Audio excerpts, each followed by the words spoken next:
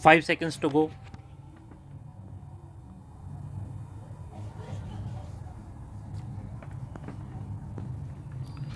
Start.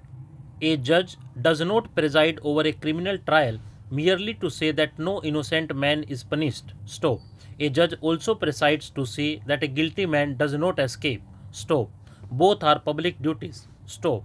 The law does not enjoin a duty on the prosecution to lead evidence of such character which is almost impossible to be led or at any rate extremely difficult to be led. Stop.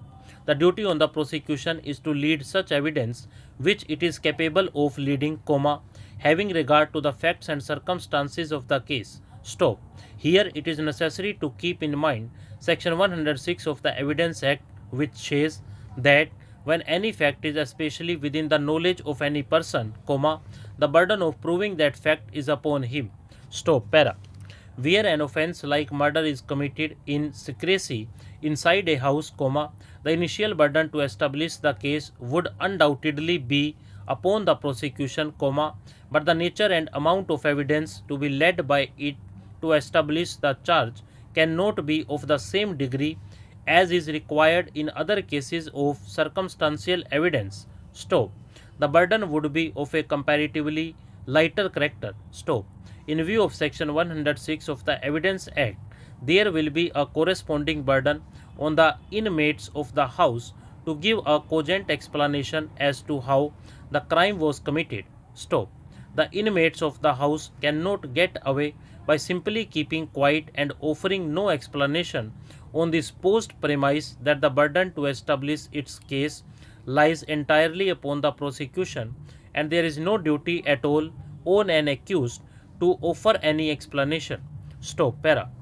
In a case based on circumstantial evidence where no eyewitness account is available, there is another principle of law which must be kept in mind. Stop. The principle is that when an incriminating circumstance is put to the accused and the said accused either offers no explanation or offers an explanation which is found to be untrue, then the same becomes an additional link in the chain of circumstances to make it complete. Stop. This view has been taken in a catena of decisions of this court. Stop. Para. The case of Sudru had been the one where the appellant was charged of the murder of his son in his house, and the principal prosecution witnesses, including wife of the appellant, turned hostile to the prosecution, but, the facts did come out of their testimony that the deceased was left alone in the company of the appellant and the next day, the deceased was found dead. Stop. Taking note of the salient features of the case and operation of the requirements of Section 106 of the Evidence Act, this court observed, as regards consideration of the relevant part of evidence of a hostile witness and the effect of failure on the part of the accused to discharge his burden, as follows, para.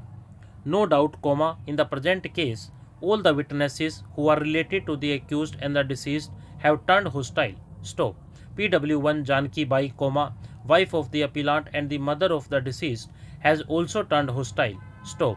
However, by now it is settled principle of law, that such part of the evidence of a hostile witness which is found to be credible could be taken into consideration and it is not necessary to discard the entire evidence. Stop. Para. In this view of the matter, after the prosecution has established the aforesaid fact, the burden would shift upon the appellant under Section 106 of the Evidence Act. Stop.